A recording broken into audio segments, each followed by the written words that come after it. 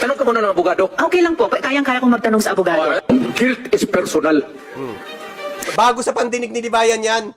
Kaya si Libayan nakakapagturo ng mali kasi mahinang klaseng abogado si Libayan. Bobo po si Libayan. Bobo si Libayan. Trust me, bobo si Libayan. Alam nyo kung anong katunayan na si Libayan ay bobo? Ako. Hindi ako kaya ni Libayan. Yun na nagpapatunay na bobo si Libayan. Tsaka ito. Pakinggan nyo ha. Guilt is personal. Tanong ka muna ng abogado. Attorney, ano yung guilt is personal? Narinig ko nga sinabi niya kanina, hindi ko nga rin alam yun eh. Hindi ko nga rin alam. Kasi nga, bobo ka. Hindi ko nga rin alam yun eh. Hindi ko nga rin alam yun eh. Ulitin ko, Libayan, hindi mo alam kasi bobo ka. Yung guilt, Tandaan nyo guys ha, ito. Wala naman nanonood sa'yo eh. Okay lang. Kesa ang manood sa akin ay 1,000 tanga na tulad ni Libayan at ni Sausaw, doon na ako sa isang lawyer nanood sa akin. Nakita nyo, nag-comment pa. Oh, kanino kampe? Hindi naman tayo naghahanap buhay rito sa SOCMED eh. Hindi tayo naghahanap buhay kaya hindi ko kailangan ng views sa mga bobo tanga. Doon kayo kay Libayan manood, doon kayo kay Bantot manood. Pero yung mga lawyer, para patunayan ko lang na tama yung sinasabi ko. O ayan, may mga lawyer na nagko-comment sa akin na pinatutunayan nila na itong si Libayan, bobo na, tanga pa, combine. Yung iba bobo lang eh. Yung iba tanga lang. Pero sa sobrang galing ni Libayan, na-combine niya yung dalawa. Kabobohan at katangahan, nagpinagsama niya. Ganyang kagaling si Libayan. O, tuloy natin. guilt is personal. Siguro yung feeling of guilt ang sinasabi niya. Ano? Yung feeling of guilt. Bobo. Hindi yung whether you are guilty or not. Yun nga yun. Whether you are guilty or not, guilt is personal. Hindi na ipapasa yon.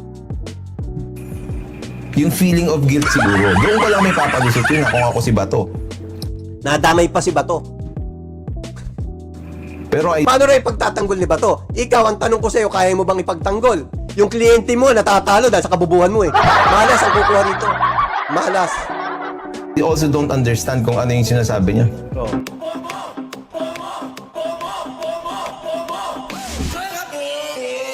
Bobo. Libayan, bobo. Nakita na ninyo, guilt is personal. Ngayon, ang tanong, ano ba yung guilt is personal? Siyempre, gagamitin natin reference yung kay Fiscal EJ. Pero baka sabihin naman nila, hindi, kasi si Fiscal EJ, ang fiscal yan eh. Di kukuha muna tayo ng abogado. Ano ba yung guilt is personal, Attorney Nuts? Yari ka na naman. Ito, pakinggan natin. Ano ba yung guilt is personal? Pakinggan muna natin si Attorney Nuts. Attorney Nuts, sa TikTok po, Attorney Nuts ang pangalan niya. Isa po tong magaling na abogado. Pangmalakasan to, boy. Pakinggan natin, ano ba yung guilt is personal? Pakinggan natin. Hi. So, as per my last video, there are couple of comments that want me to discuss ano ba daw ibig sabihin nung guilt is personal. So, sa madaling sabi, guilt is personal, meaning yung pagkakasala ng tao ay hindi na ipapasa. Ay, di ko alam yan. Di ko alam yan. Ano kayo lulusot ni Bato? Dahil siya dun sa gumawa. Okay? Yun yung pinakamadaling sabi nun. But in a legal or technical sense, Ayun! Yun yung pinakamadaling sabi nun. Doon pa lang sa pinakamadali, hindi na nagets ni Libayan eh. Paano pa kaya yung technical sense na sinasabi ni Attorney Nuts magbalon? Sabi niya, because in our law, sa batas natin ito batas na natin. sa batas natin, ang mga may sala or ang mga dapat maparusahan ay yung principal, accessory, and accomplice. May Tatlo. iba't ibang partisipasyon yun sa krimen na ginawa. Kaya nila sinasabi na guilt is personal. So kung hindi ka kasama dun sa principal, accessory, accomplice, hindi ka dapat mabigyan ng sala. Or hindi mo pwedeng akuin yung sala ng iba. Yun! Hindi mo pwedeng akuin yung sala ng iba. Kaya yung sinabi nila na pumatay daw kay Kian at pumatay dun sa sanggol, ito pa isa mga katarantaduhan nila eh. May mga pinatay. May sanggol na pinatay. Sino ba naman tanga na mag-uutos patayin yung sanggol?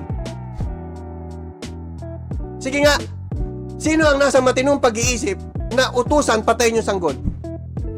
Patayin yung mga bata. Walang ganon. Ano ang katunayan? Ipinakulong ni Duterte yun. Di ba, alam naman ninyo na na-interview ko si Persida Acosta? Sinabi ni Persida Acosta, binangkaan ni Duterte yun, na ipakulong yung mga pulis na nagpapatay kay Kian, na pumatay kay Kian. Kung utos ni Duterte yun, Na tulad ng sinasabi ni... Sino yung babae? Sino ba yun? Kasi yung babae guilt is personal, si Ontiveros, na pinaako niya kay Duterte. Eh, paano akuin ni Duterte? Kaya sabi niya, guilt is personal. Ay, ganun pala. Ano ba yan? Ganyan, bahala na kayo. Guilt is personal, sabi niya.